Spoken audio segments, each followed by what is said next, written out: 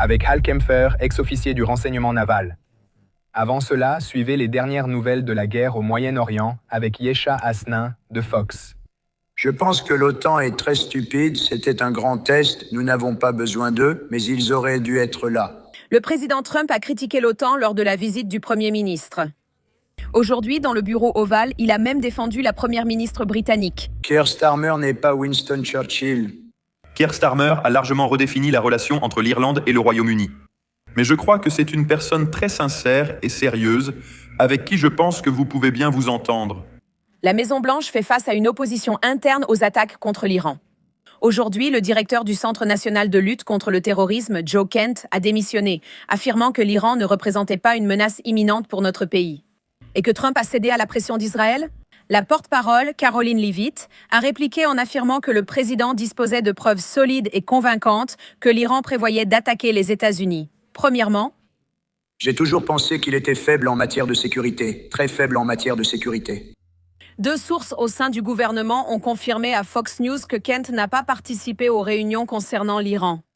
Les démocrates disent que le gouvernement Trump n'a pas de plan de victoire. On dirait qu'ils sont toujours à quelques heures d'accrocher une nouvelle banderole « Mission accomplie » par ici. Et nous continuons encore et encore à souffrir. Le voyage de Trump en Chine a été reporté à cause du conflit, tandis que le gouvernement tente de rassurer les Américains en admettant que plus cela durera, plus cela nuira aux consommateurs.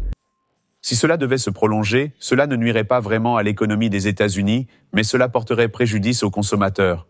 Mais c'est le moindre de nos soucis, car nous sommes très confiants d'être en avance sur le calendrier. Aujourd'hui également, le président Trump a de nouveau demandé au Sénat d'approuver le Save America Act, menaçant les républicains que s'ils ne votaient pas en faveur, ils ne recevraient pas son soutien. Le Sénat débat maintenant officiellement de ce projet de loi, ce qui peut durer de plusieurs heures à plusieurs jours. À la Maison-Blanche, je suis Ayesha Hasnin de Fox News. Pendant ce temps, les États-Unis ont indiqué qu'ils utilisaient des bombes perforantes de 2,5 tonnes. En Iran, le CENTCOM a déclaré il y a quelques heures que les forces américaines avaient utilisé des bombes perforantes de 2,5 tonnes dans des sites fortifiés de missiles iraniens sur la côte, près du détroit d'Ormuz. Les missiles de croisière anti-navires iraniens présents sur ces sites, selon eux, représentaient un risque pour la navigation dans le détroit. L'ancien officier du renseignement naval, analyste et animateur du Scrap Podcast, Hal Kempfer, est avec nous aujourd'hui. Des munitions à pénétration profonde de 2,5 tonnes, nous avons déjà utilisé cela auparavant. Pas à ma connaissance, je pense que c'est la première fois que ce modèle est utilisé. Nous avons déjà utilisé des munitions de pénétration profonde assez avancées. Mais celui-ci, comme ils le disent, celui-ci en particulier, est un modèle que nous n'avons jamais utilisé auparavant. Donc, je dois les croire sur parole. Bien qu'il ressemble à d'autres choses déjà utilisées. Mais une chose qu'ils font, certainement depuis les, 5, 7 dernières années, ils font beaucoup de recherches et développement sur certains de ces types uniques de munitions, qui peuvent détruire, anéantir ces abris souterrains profonds, installations, tunnels, vous savez qu'ils ont construits en visant spécifiquement l'Iran, mais aussi d'autres endroits comme la Corée du Nord et d'autres endroits dans le monde. Nous voyons de plus en plus de situations où ils enterrent leurs sites, où ils stockent des drones, des missiles balistiques et tout le reste. Ils ont spécifiquement dit que celui-ci a frappé un tunnel contenant de nombreux missiles de croisière, un missile anti-navire, juste sur la côte. Il semble que ce soit une très bonne frappe. Une chose à mentionner est que nous voyons des bombardiers lourds arriver, avec des B-1B survolant l'Iran. Les B-52 sont dans la région, je ne suis pas sûr exactement de ce qu'ils frappent. Cependant, éliminer les défenses aériennes le long de la côte, ce que nous faisons, permet à ces bombardiers plus grands, qui peuvent transporter plus qu'un B-2 d'opérer. Ils peuvent également être positionnés plus en avant, ce qui permet d'effectuer plus de sorties par jour. Amener cet armement lourd pour neutraliser les installations souterraines en épuisant leur capacité anti-navire. Dans le détroit d'Ormuz, plus rapidement. Hal, peu de temps avant que tu n'entres ici, nous avons entendu parler d'une attaque qui a eu lieu à Ramat Gan. C'est situé au centre d'Israël. La caméra monte. La partie supérieure d'un immeuble semble avoir été endommagée par cette attaque il y a quelques instants. Nous regardions cette caméra et ils étaient en train d'évaluer la situation au sol. Il y a certainement eu une attaque qui semble avoir touché la région de Tel Aviv. Je me demande si nous pouvons afficher le poste de Trey Yingst à l'écran. Hal. Trey dit que 2 personnes ont été tuées dans le centre d'Israël. Hal, lors de la dernière attaque iranienne, des armes à sous-munitions touchant Tel Aviv et ses environs. Un rappel, Hal, qu'il dispose d'un système de défense antimissile assez robuste en Israël. Mais de temps en temps, on voit quelque chose réussir à passer quand même. L'une des choses que nous avons remarquées, c'est que les Iraniens ont équipé leurs missiles balistiques d'ogives à sous-munitions. C'est un peu différent de ce que nous avons vu en juin dernier. C'est un changement. Et ce qui se passe, c'est que lorsqu'ils arrivent, que ce soit le dôme de fer, la fronde de David ou tout autre système de défense aérienne, s'ils frappent ce missile et qu'il est directement au-dessus d'une zone spécifique, au lieu de détruire une ogive unique avec un grand et puissant explosif, elle se fragmente, parfois elle se brise avant d'être détruite. En dispersant ces sous-munitions, cela est devenu un problème plus difficile à gérer pour la défense aérienne. C'est un enjeu majeur. Évidemment, de nombreux pays dans le monde considèrent les armes à sous-munitions comme illégales selon les lois internationales de la guerre, mais tous les pays ne partagent pas cet avis. Nous les utilisons et c'est comme ça que ça fonctionne. C'est une manière très dévastatrice de causer beaucoup de dégâts. Mais la vérité, c'est que pour l'Iran, cela semble être quelque chose qu'ils veulent utiliser. Et pour Israël, cela pose beaucoup de problèmes de défense aérienne dans la tentative d'empêcher que cela cause de la destruction lorsqu'ils détruisent le missile balistique lui-même. Parlons de Joe Kent. Bien sûr, beaucoup de gens ont parlé de Kent. Aujourd'hui, nous avons eu une petite interruption audio. Je dois te demander, puisqu'il dirige le Centre national de lutte contre le terrorisme, tu t'y connais en contre-terrorisme? Kent a démissionné aujourd'hui, invoquant des doutes sur la justification de la guerre en Iran. Il a déclaré ne pas pouvoir soutenir la politique du gouvernement Trump. Dans un message, il a dit que l'Iran ne représentait pas une menace immédiate, imminente pour notre nation. Et il a déclaré « Il est clair que nous avons commencé cette guerre sous la pression d'Israël et de son puissant lobby américain. Encore une fois, il dirige le Centre national de lutte contre le terrorisme, l'agence chargée d'analyser et de détecter les menaces terroristes. La principale raison qu'il a écrite dans sa lettre est qu'il estime que l'Iran ne représentait pas une menace imminente pour les États-Unis. Comment pouvons-nous comprendre cette question? Ce soir, Raoul, l'Iran représentait-il une menace imminente? L'Iran a toujours représenté une menace imminente pour les États-Unis. Ils ont des agents et des cellules dormantes aux États-Unis, en plus d'un réseau mondial de représentants. Le Hezbollah a des agents et des cellules dormantes dans le ZOI. Ils parrainent les Houthis qui ont mené des attaques anti-navires dans le détroit de Bab el-Mandeb, en mer Rouge et dans le golfe d'Aden ces dernières années. Et puis vous avez toutes les milices chiites irakiennes qui ont représenté une menace. Alors moi, vous savez, j'ai écouté ce qu'il a dit, je n'ai pas vraiment compris son raisonnement à ce sujet. Peut-être qu'il pensait que, du fait que l'Iran n'a pas de missile intercontinental capable d'atteindre les États-Unis et qu'ils n'ont pas encore construit d'ogives nucléaires, il ne représentait pas vraiment une menace imminente. Ou peut-être, comme ils n'ont pas encore mené de grandes attaques contre les États-Unis dans le pays, ils pensent qu'ils ne représentent pas encore un réel danger.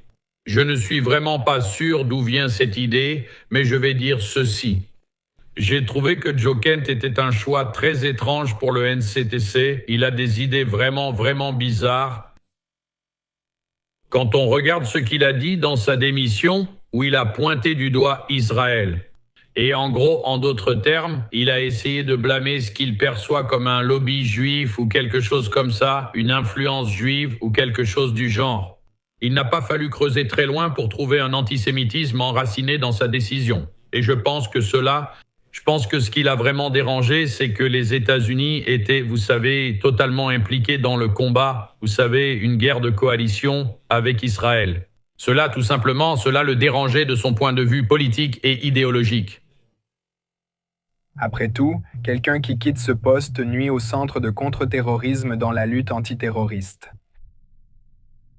En tant qu'officier du renseignement à la retraite, je suis un peu partial, mais je dirais ceci, je ne pense pas que le départ de Joe Kent de ce poste les ralentisse.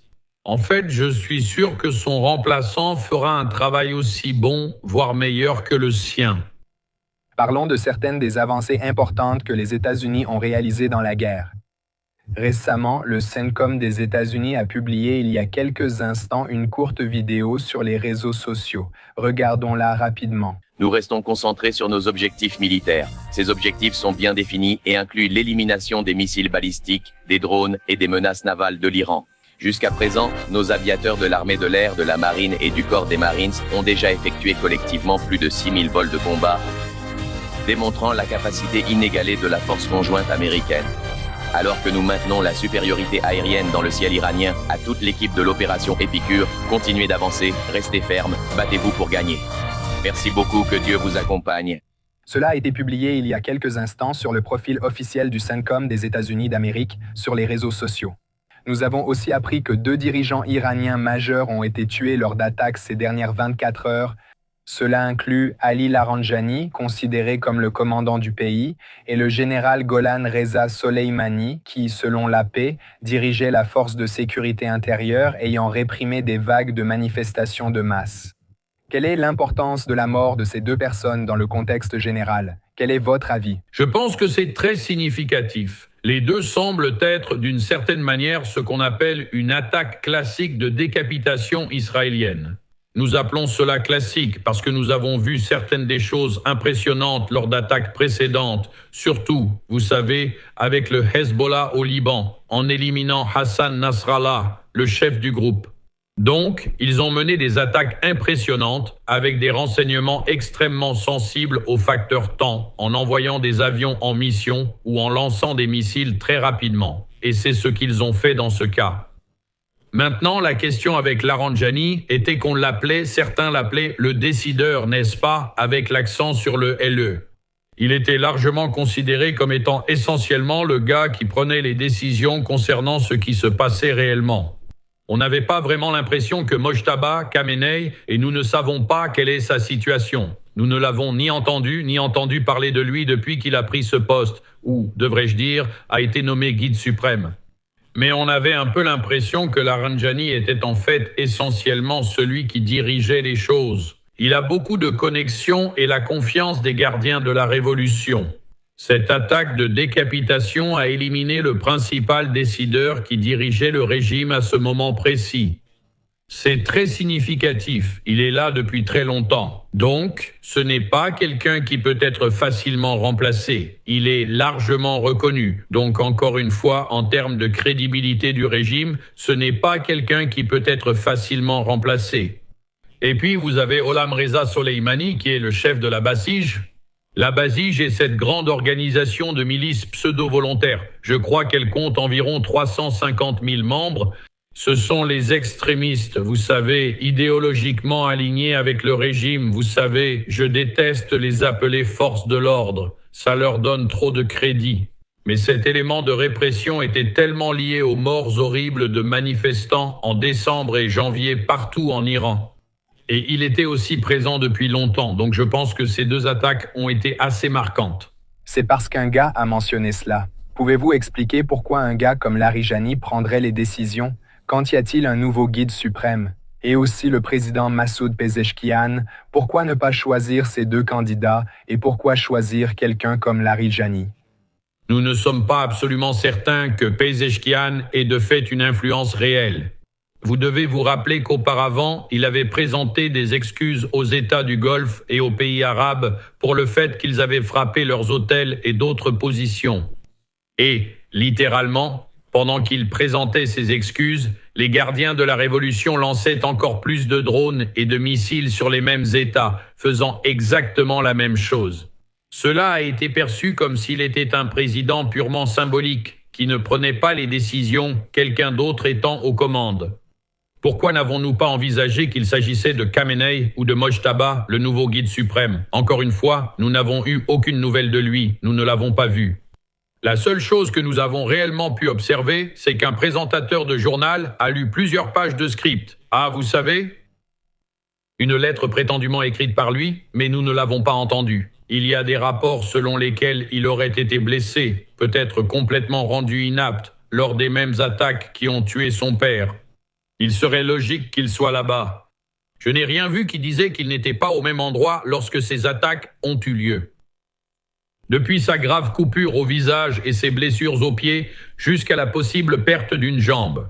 Il a eu des lésions internes graves, des blessures aux organes et il pourrait être dans le coma.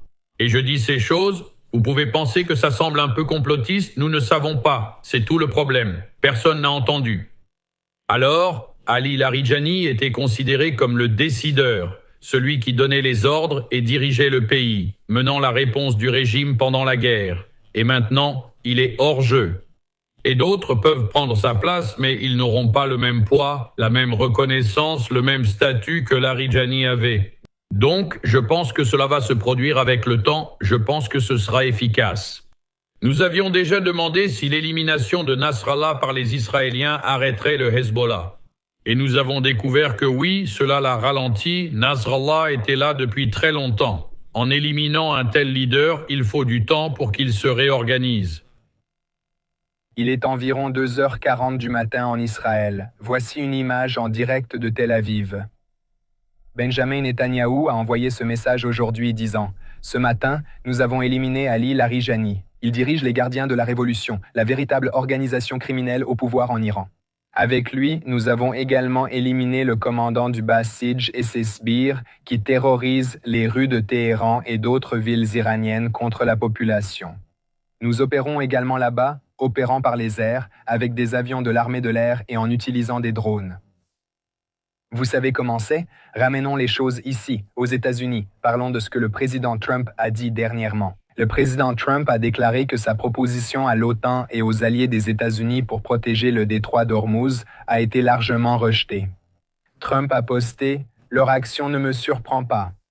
Mais j'ai toujours vu l'OTAN, où nous dépensons des centaines de milliards par an pour protéger ces pays, comme une voie à sens unique.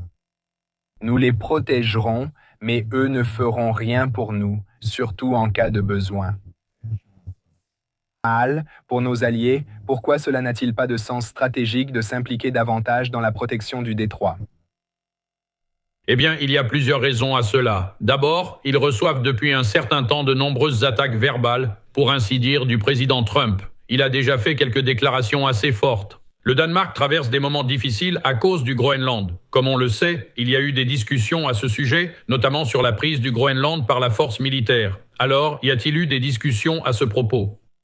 Et, franchement, le président Trump a été très direct dans ses commentaires sur d'autres dirigeants européens. J'ai aussi trouvé qu'il était un peu réservé à propos de Keir Starmer, mais la question avec ces pays est double. Premièrement, d'un point de vue politique, il faut se rappeler que ce sont tous des démocraties.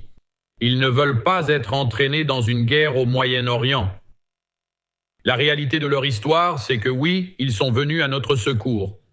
La seule fois où l'article 5 de l'OTAN a été invoqué, c'était pour défendre les États-Unis après le 11 septembre. Ces pays ont envoyé des renforts, des troupes en Irak, en Afghanistan et ailleurs dans la guerre mondiale contre le terrorisme. Et je pense que, par exemple, dans le cas du Danemark, ils ont fini par subir un nombre élevé de morts parmi les militaires danois, par habitant. De tous les pays du monde, plus que nous. Donc, ils ont pris position et bien sûr, ils ont observé ce qui s'est passé en Afghanistan, comment tout cela s'est terminé, etc. C'est pourquoi ils sont très réticents à s'impliquer.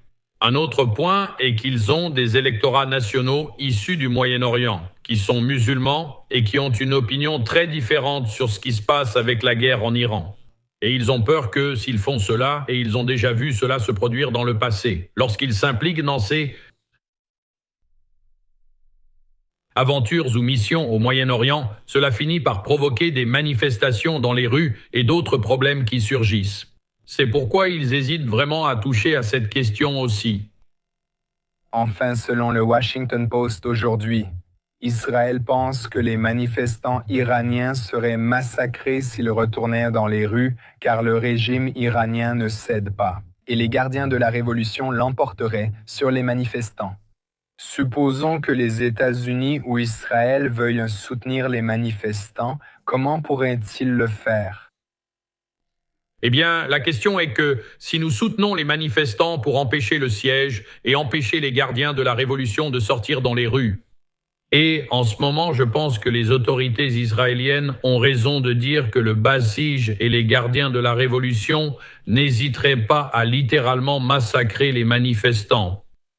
Et ils ont en quelque sorte fait cela en décembre et janvier. Je pense qu'ils feraient encore pire maintenant, d'après ce qui se passe dans leur tête. Les manifestants seraient considérés comme des traîtres car ils identifient le régime à l'Iran lui-même et pour cette raison, ils seraient extrêmement brutaux avec tous ceux qui seraient dehors. La seule façon de combattre cela militairement serait si Israël et les États-Unis. Nous allons mener des frappes tactiques très précises et extrêmement sensibles aux facteurs temps contre les unités du CGRI et les Basij, afin de les éliminer et de les rendre inefficaces au combat, avant même qu'ils n'aient eu de contact avec les manifestants.